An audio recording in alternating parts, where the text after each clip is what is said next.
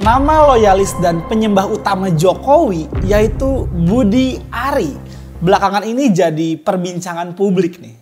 Tapi yang bikin rame kali ini bukan karena dia ngambek minta jabatan kayak tahun 2019 lalu. Tapi karena namanya disebut-sebut dalam persidangan. Kalau dia menerima 50% aliran dana pengamanan judi online. Yang bikin menariknya lagi nih, beredar kabar kalau duit yang dia terima itu bukan punya dia semua loh. Tapi sebagian adalah titipan dari junjungannya yang dia puja-puja. Bener nggak sih? Gue coba memberikan beberapa sudut pandang gue ya. Sisanya mari kita berpikir.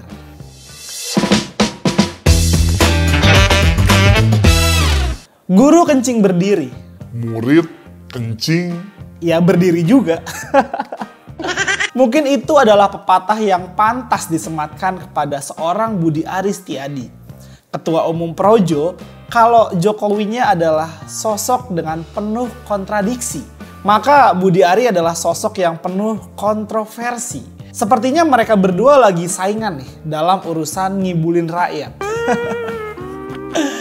Jadi baru-baru ini nih, nama Budi Ari disebut dalam persidangan kasus judi online. Dia bilang menerima aliran uang suap sebesar 50% yang kemungkinan bernilai puluhan sampai ratusan miliaran rupiah. Tapi jaksa sendiri nggak mungkin menyangkut pautkan Budi Ari kalau nggak ada fakta.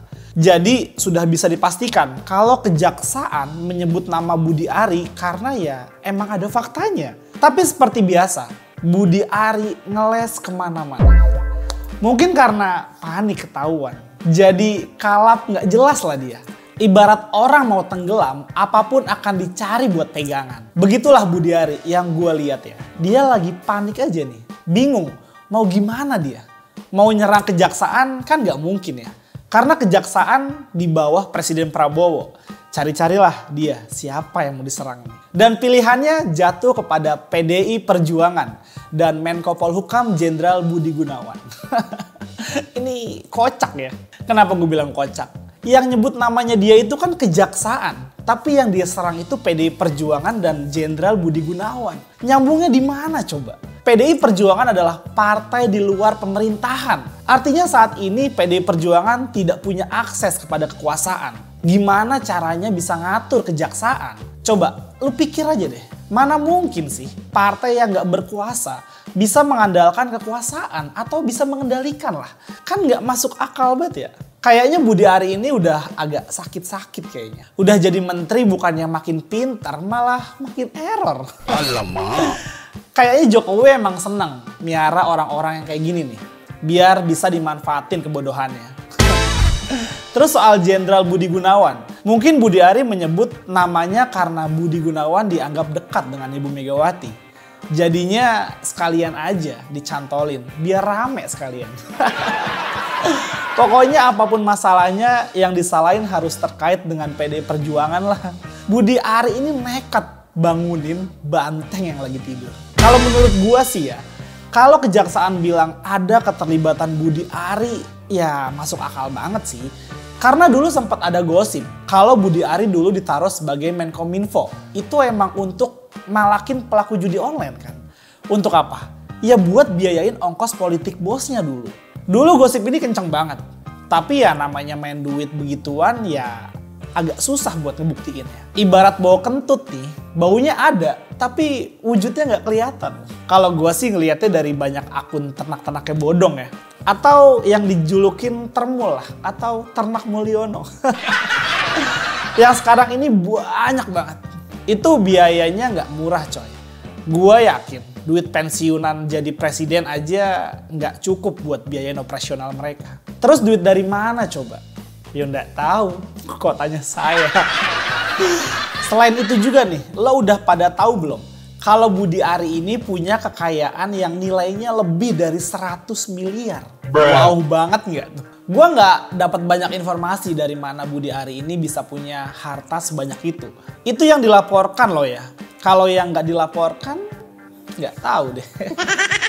Pertanyaannya, itu harta dari mana?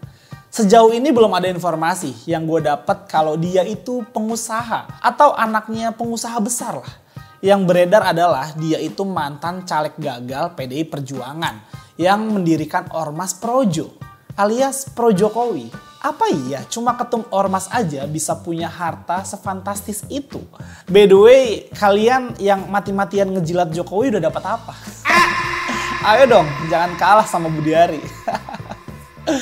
Kalau kita lihat dari sumber informasi yang ada nih, dan kita pikir dengan akal sehat ya, nggak salah kalau ada anggaran. Kalau Budiari ini adalah dalam tanda kutip nih, banknya Jokowi dan keluarganya. Bahkan ada spekulasi lebih liar lagi. Kalau Budiari ini piara babi ngepet. Ada-ada aja deh. Ini tentu candaan yang bisa masuk akal juga sih sebenarnya. Abis nggak ada yang tahu sumber hartanya dari mana coba. Kalau nggak mau dicurigain terus, Budiari tentu harus menjelaskan kepada publik mengenai hal ini nih. Tapi menurut gua sih dia mau jelasin apa juga nggak ada yang percaya. Ada yang ngelihat kalau urusan fitnahan Budiari ini bukan cuma soal urusan Budiari versus PDI Perjuangan. Tapi lebih jauh lagi, ini adalah salah satu langkah Jokowi untuk menghancurkan pengaruh politik Ibu Megawati Soekarno Putri. Karena Budiari dianggap nggak akan bergerak tanpa komando Jokowi. Dan hasil dari sukses atau tidaknya rencana ini akan berpengaruh kepada langkah politik Jokowi ke depan. Kalau Jokowi berhasil menghancurkan pengaruh politik Ibu Megawati Soekarno Putri, maka kemungkinan dia akan jadi ketua umum PSI. Dengan harapan sebagian besar nih, kekuatan politik PDI Perjuangan akan pindah ke PSI. Tapi kalau gagal, diyakini Jokowi gak akan berpartai. Karena itu berarti Jokowi sudah habis dan papan catur Jokowi sudah tutup. Jangan panik. Jangan kemudian karena kepanikan Bapak lari kemana-mana. Apalagi Bapak sekarang juga lagi nggak tenang pikirannya kan. Ya diserang sana sini. Betul kan Pak? Tenang ya Pak ya? Ya. Tapi kalau tenang jangan fitnah sana sini Pak. Jangan fitnah partai kami Pak. Ini nggak bagus Pak. Gitu. Saya lihat karena Bapak fitnah sana sini, itu membuktikan. Pak Bro, kita fokus saja. Iya enggak, ini nyambung. Ini membuktikan mental Bapak lagi panik. Akibat dari tuduhannya kepada PDI Perjuangan, Budiari kini menghadapi urusan panjang dengan PDI Perjuangan. Selain urusan politik di DPR RI, dia juga sudah dilaporkan ke polisi oleh kader PDI Perjuangan. Ibu Megawati juga dikabarkan marah atas fitnahan Budiari ini nih. Lagian salah dia juga sih, jadi menteri kok tukang fitnah ya. Sekarang lu bisa ngerasain sendiri kan. Dan sejarah sudah membuktikan bahwa kekuasaan atau kaki tangan kekuasaan yang menindas juga menzolimi PDI Perjuangan dan Ibu Megawati akan dibinasakan oleh zaman. Soeharto sudah mengalami, Jokowi sedang menuai karmanya. Ya kita lihat nanti gimana nasib Budiari. Oke? Sekian dulu dari gue. Sorry to say kalau ada omongan gue yang gak berkenan di hati kalian. Perbedaan jangan buat kita untuk berhenti berteman. Gue Iwan Chan, bye.